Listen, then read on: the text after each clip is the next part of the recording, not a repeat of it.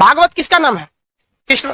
यानी अगर भागवत धर्म कहेंगे तो कृष्ण भगवान की पूजा, कृष्ण भगवान, तो आप कृष्ण भगवान कहिए या फिर विष्णु भगवान कहिए, दोनों तो उन्हीं के अवतार थे वो लोग।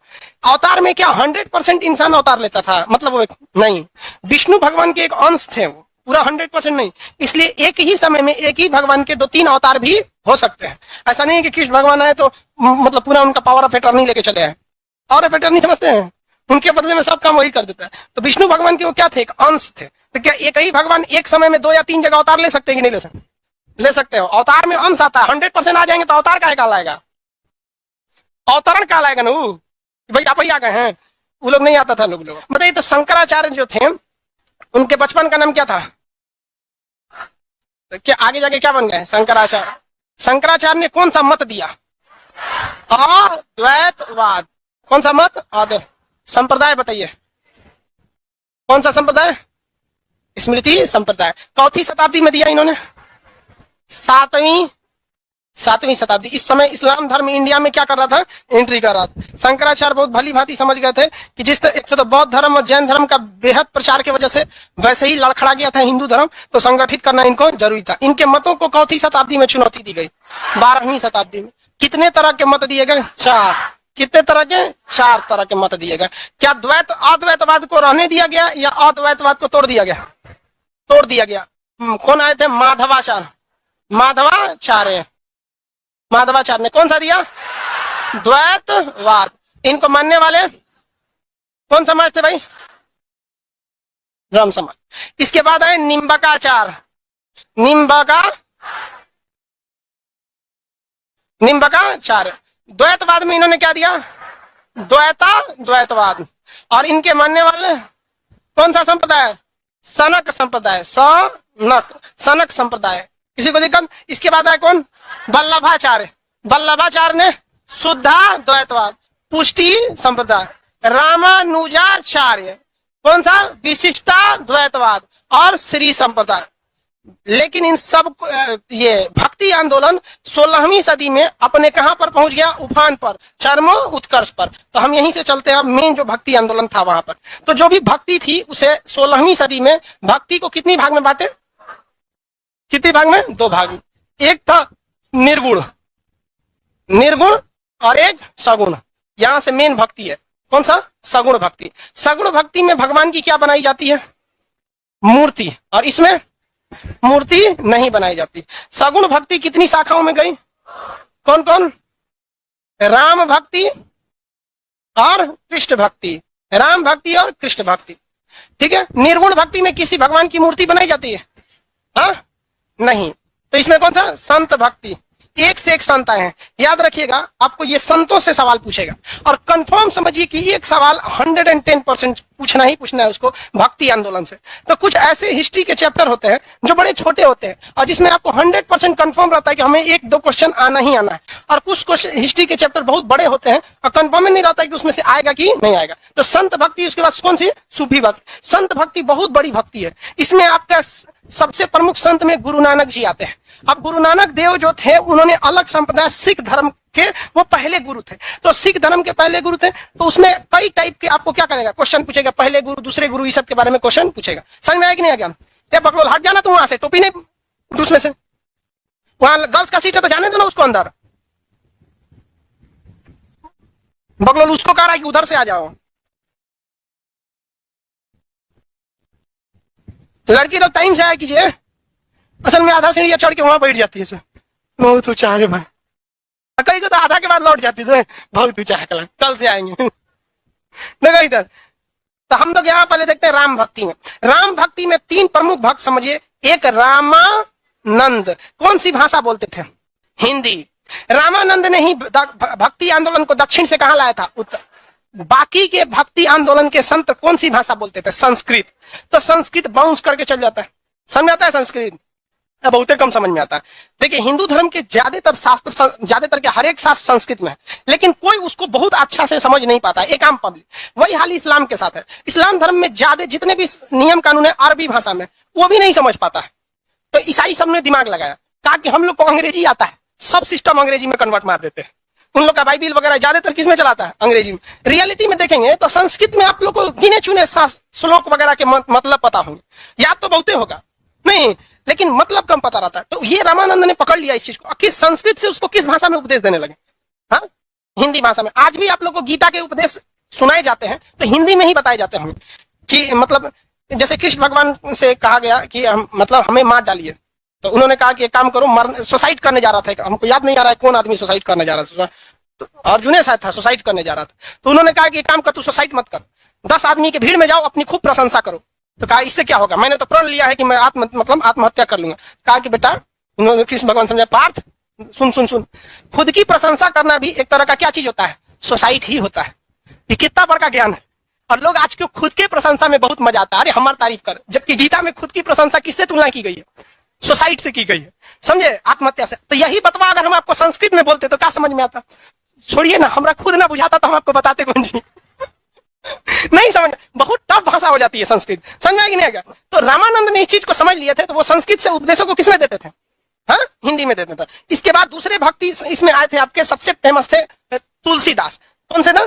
तुलसीदास। इसमें तुलसीदास से 2 क्वेश्चन पूछता है। तुलसीदास की प्रमुख रचना सबसे फेमस जो है, तुलसीदास की सबसे प्रमुख रचना कौन सी है? रामचरितमानस। किन्होंने लिखा है? तुलसीदास।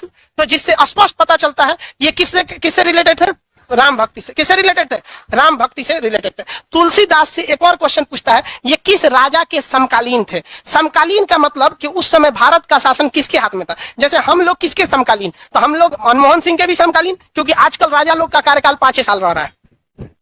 पहले ना राजा 30-30 साल 40-40 साल रहता था। तो हम लोग तो भैया अटल बिहारी वाजपेयी, हम तो बहुते पुराना है, गुजरात चंद्रशेखर जी के समय के हम लोग के समय चंद्रशेखर जी प्रधानमंत्री हुआ करते थे। चंद्रशेखर जी से भी पहले पीवी नरसिम्हा राव के था। उस समय तालिबान अभी नया एंट्री मारा था वहां पे यूएसएसआर होता था हम लोग के वक्त में। तो हम लोग बहुते पुराना है, जीवाश्म बनने वाले हैं कुछ दिन में। तो तुलसीदास किसके समकालीन थे? अकबर के समकालीन। अकबर बहुत ही तेज दिमाग का व्यक्ति था, भले वो उसे अक्षर ज्ञान नहीं था। वो क्या करता था, जितने बड़े बड़े टीचर थे सबको उठा ले आता था और क्या बना देता था? नवरत्न। नाम किसका होता था? अकबर के नवरत्न। समझा गया कि नहीं? अकबर के नवरत्न खरीद लेता था। बहुत से लोग, तो तुलसीदास क्या थे? होशियार। कहीं क्या महाराज, हमरे में खुद में इतनी प्रतिभा है कि हम अपना नाम इतिहास में दर्ज करा सकते हैं, हमें किसी अकबर की आवश्यकता नहीं है। तो वह एकमात्र ऐसे कवि थे जिन्हें अकबर ने अपने नवरत्न में शामिल करने की खुली ऑफर दिया था, लेकिन उन्होंने उसे क्या कर दिया? ठुकरा दिया। समझ में आया कि नहीं आ गया? तो तुलसीदास किसके समकालीन थे? अकबर के समकालीन। तो भक्तों से ये क्वेश्चन पूछता है, कौन किसके समकालीन थे? त्यागराज। एक और पूछेगा किसे? त्यागराज। ये लोग प्रमुख रूप से प्रमुख कौन से थे? राम भक्त थे। ये लोग कैसे थे भाई? राम भक्त। तो भक्ति कितने भाग में बटी है? 2 भाग में। भक्ति आंदोलन कितनी भाग में बटी है? 2 भाग में। सगुण भक्ति में एक मंदिर या मूर्ति का शक्ल देना होता है। अब आते हैं लोग किस भगवान में? कृष्ण भक्ति में। किसमें? कृष्ण भक्त। ज्यादा फेमस कौन भक्ति है? ठीक है, राम भक्ति में ना कुछ डिसिप्लिन वगैरह मायने रखने लगते, मतलब कुछ नियम कानून ज्यादा है। अब कृष्ण भक्ति में तो थोड़ा सा कम है। कृष्ण भक्ति में धुन संगीत ये सब कुछ ज्यादा है, जबकि राम भक्ति में आप देखेंगे तो इसमें संगीत धुन इत्यादि थोड़ा सा कम है। तो मॉडर्न तरीके से आप देखेंगे कृष्ण भक्ति में ना, तो वृंदावन में जाइएगा तो वहां पर भक्ति में सब मतलब संगीत वगैरह का प्रयोग राम भक्ति की तुलना में किसमें ज्यादा है? कृष्ण भक्ति में। किसमें? कृष्ण भक्ति में। कृष्ण भक्ति में सबसे प्रमुख आते हैं विट्ठल स्वामी। क्या नाम था? विट्ठल स्वामी। विट्ठल स्वामी। विट्ठल स्वामी सबसे बड़े कृष्ण भक्त थे। इन्होंने, विट्ठल स्वामी ने कृष्ण भगवान की भक्ति के लिए अपने जितने चेला थे उनमें से एकदम खाटी खाटी 8 चेलाओं को छांट कर निकाला। खाटी खाटी कितने चेलाओं को छांट के निकाला? 8 चेलाओं को छांट के निकाला। उन 8 को नाम दिया गया अष्टछाप। क्या नाम दिया गया? अष्टछाप। 8 चेला थे, उन्हें क्या कहा गया? अष्टछाप। उस अष्टछाप में ही एक थे सूरदास। कौन थे? सूरदास। सूरदास जो थे बहुत ही बड़े कृष्ण भक्त थे। सूरदास राम भक्त थे कि कृष्ण भक्त थे? कृष्ण भक्त थे। तो अष्टछाप किसने बनाया था? विट्ठल स्वामी। विट्ठल स्वामी के कृष्ण भक्ति के सबसे बड़े बड़े 8 भक्तों को क्या कहा जाता है? अष्टछाप। गलती मत कीजिएगा, एक होता है अष्ट दिग्गज। अष्ट दिग्गज तेलुगु भाषा के जानकारों को कहा जाता है, जो कृष्ण देव राय के समय थे। अष्ट प्रधान अभी पढ़ाएंगे आपको, शिवाजी के मंत्रियों को क्या कहा जाता था? अष्ट प्रधान। तो ऐसे कंफ्यूजन में नहीं होना है। ये क्या चीज है भैया? अष्टछाप। किस भगवान के लिए? कृष्ण भगवान के लिए। इसके अलावा कृष्ण भगवान की भक्ति में मीराबाई का नाम बहुत फेमस आता है। किसका? मीराबाई। हालांकि ऐसे जिस तरह से मीराबाई की रचनाएं हैं तो ऐसा लगता है कि जैसे मीराबाई कृष्ण भगवान के समकालीन हो, जिस तरह से राधा तो कृष्ण भगवान के समकालीन थी, रुक्मणी से तो शादी ही हुआ था। तो मीराबाई की आप रचनाओं को पढ़ेंगे तो ऐसा लगेगा जैसे मीराबाई कृष्ण भगवान के क्या थी, समकालीन थी, जबकि ऐसा कुछ नहीं है। मीराबाई तो हृदय अकबर के समय थे और कृष्ण भगवान का कोई नौते पते नहीं वहां से, कोई इतना पुराना। लेकिन रचनाएं ऐसी हैं कि आप पढ़ेंगे तो ऐसा लगेगा कि कृष्ण भगवान मीराबाई क्या है, एक समकालीन, जबकि ये लोग समकालीन नहीं थी। लेकिन रचनाओं में कभी कभी ऐसा होता है कि जैसे लगता है कि समकालीन। तो राजस्थान के एरिया में कौन नहीं भाई, मीराबाई। मीराबाई मीराबाई मीराबाई किस भक्ति में थी, कृष्ण भक्ति में। मीराबाई कृष्ण भक्ति में। एक नरसिंह मेहता गुजरात साइड में, नरसिंह मेहता कृष्ण भक्ति में कौन थे, नरसिंह मेहता। कृष्ण भक्ति में कौन आ गए, नरसिंह मेहता। पहला बोलिए कृष्ण भक्ति के, विठल स्वामी। विठल स्वामी के 8 शिष्यों को कहा गया अष्टछाप। क्या कहा गया, अष्टछाप में सबसे प्रमुख सूरदास, सबसे प्रमुख कृष्ण भक्ति की महिला गुजरात में कौन थे, नरसिंह मेहता। हाँ, नरसिंह मेहता, ये याद रखिएगा क्योंकि गांधी जी नरसिंह मेहता के बहुत ही ज्यादा, गांधी जी उनके श्लोकों को पढ़ा करते हैं।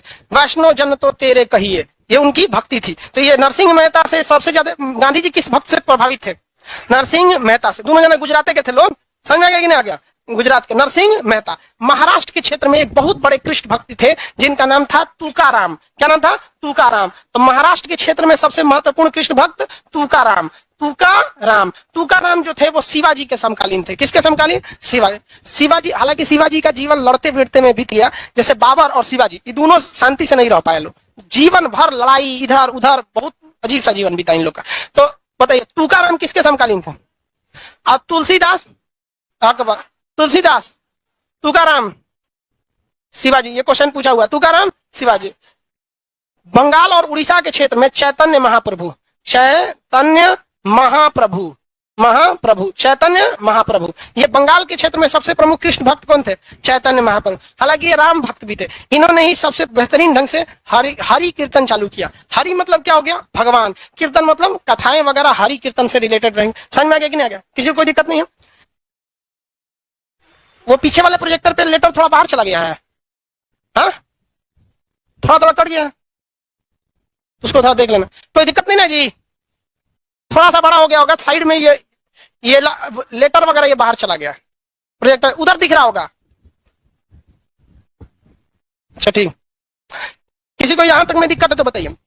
देखिए विठल स्वामी सबसे प्रमुख हो जाएंगे। राजस्थान वाले एरिया से कौन है, मीराबाई। गुजरात से नरसिंह मेहता। महाराष्ट्र से, बंगाल और उड़ीसा से चैतन्य महाप्रभु। कौन थे, चैतन्य महाप्रभु। कोई दिक्कत है, सेल्फी ले रहा है, किसका कॉल आ रहा है, वीडियो कॉल, पापा का कॉल था। पकड़ा जाएगा तो नंबर 1 यहां लिख देंगे हम, फिर वो पूरे भारत की संपत्ति हो जाएगा सरकारी संपत्ति हो जाएगा, समझ, सब मेहनत बर्बाद हो जाएगा तुम्हारा आगे बढ़े। सगुण भक्ति याद रहेगा। राम भक्ति में 3 प्रमुख थे, कृष्ण भक्ति में ज्यादा। अब आप बताइए, कृष्ण भक्ति जैसे प्राचीन काल में बौद्ध धर्म था और जैन धर्म था। जैन धर्म बौद्ध से कंपैरिजन में थोड़ा पुराना है, लेकिन ज्यादा आगे बौद्ध धर्म चला गया, जिसमें उसकी भाषा एक बहुत बड़ी मायने रखती थी। दूसरा, बौद्ध धर्म उतना कठोर नहीं था जितना कौन था, जैन धर्म।